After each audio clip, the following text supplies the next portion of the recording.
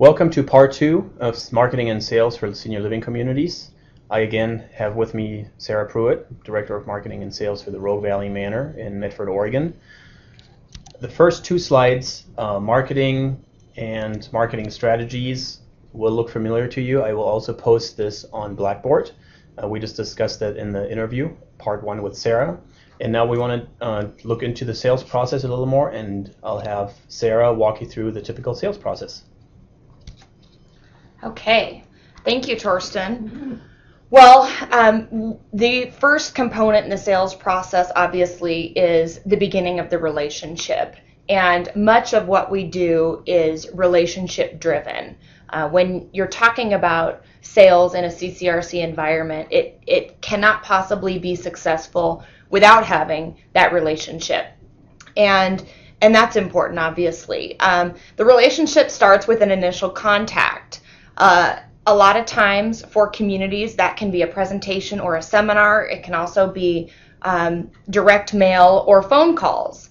Either way, no matter what the initial contact is, whether it's a seminar or a piece of mail or phone calls, that needs to sort of all roll together into one.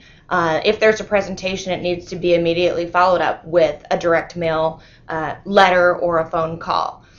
No matter the initial contact, one of the biggest pieces for all CCRCs industry-wide is referrals. And referrals lead to, I would say, at least 80% of our initial contacts at Rogue Valley Manor. Happy residents lead to referrals. And maintaining relationships with residents beyond just their initial move-in process is critical to getting those referrals and still having those conversations with residents, encouraging them to invite their friends to different lead generating events, presentations, seminars, and things like that. So Sarah, what kind of programs could we put in place to encourage residents to give us referrals? Are there any specific things that One of the things that we do for resident referrals at the Manor is to offer an incentive. Okay. And when a resident refers somebody that moves in, that resident receives a monetary credit to either their account or in the form of something that they can donate back to our foundation or some kind of program. Okay. At Rogue Valley Manor. Thank you.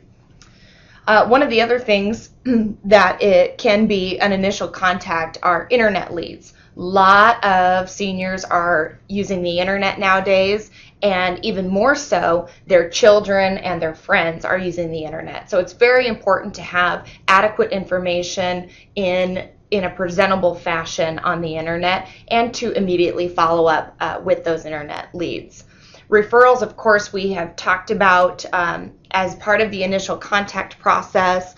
And as part of the relationship, I just want to mention real quick on referrals that no matter who the referral comes from, whether it be a resident, an employee, it's important to make sure the referral knows who referred them and to make that connection. That's part of beginning that relationship.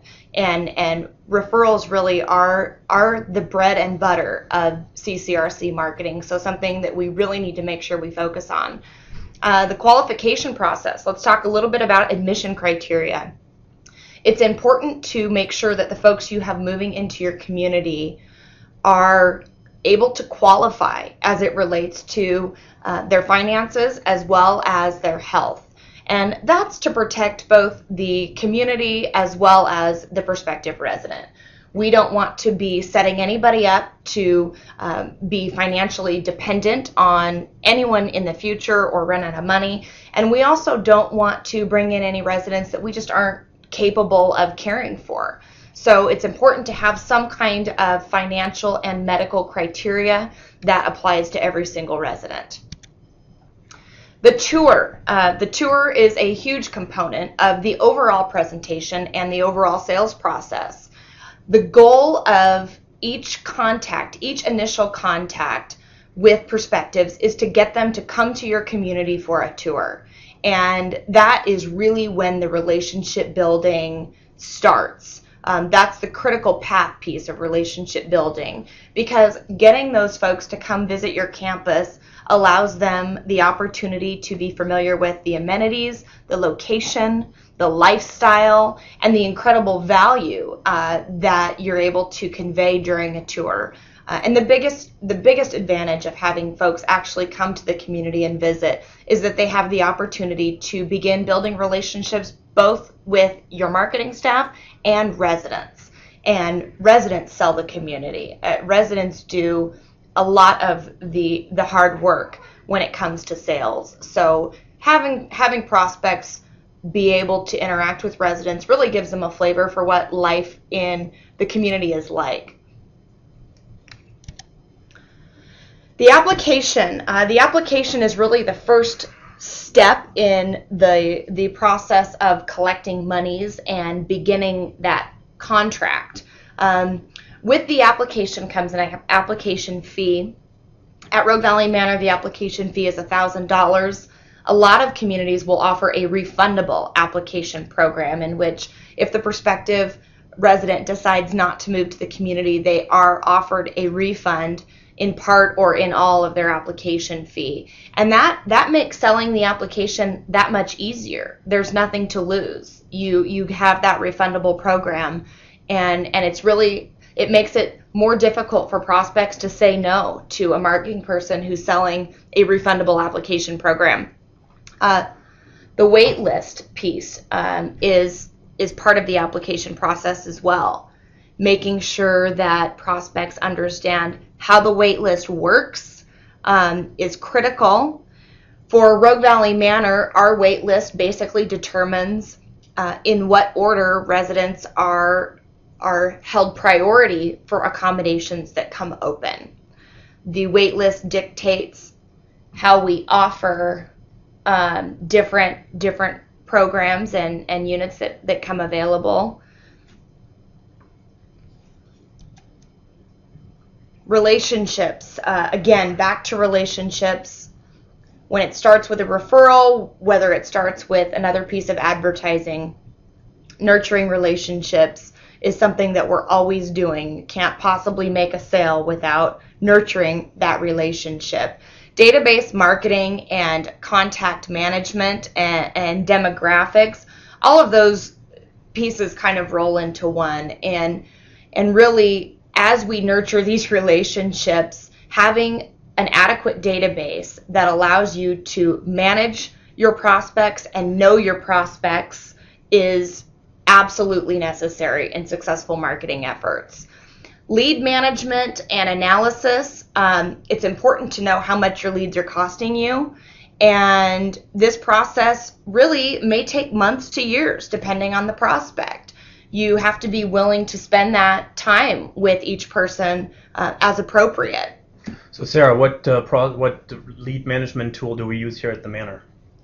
We use what's called a REPS database, and REPS allows us to really get to know our people and track those leads. Excellent. Also for the students, on table 15.3, there's some additional differences between traditional relationship selling you can look up in the textbook. Closing the sale. Obviously, with the close of a sale comes a contract or residence and care agreement. Closing the sale means you have to ask for the check, and those salespeople that are able to ask for that check will be the most successful in the office. Collecting that money, at Rogue Valley Manor, we have a 30% deposit that's required upon signing the contract. The remaining 70% is due when that person moves in, accepts keys to the home, and begins paying their monthly fees. Also, move-in preparation is important. Residents need to know that they're being taken care of. A seamless handover to operations is critical, making sure the renovation is finished, and handing that resident appropriate information to be successful in the community, as well as ways for them to dive right in and get to know residents immediately. Well, thank you very much, Sarah. I really appreciate it. And that concludes the marketing and sales class for this week. Thank you. Thank you.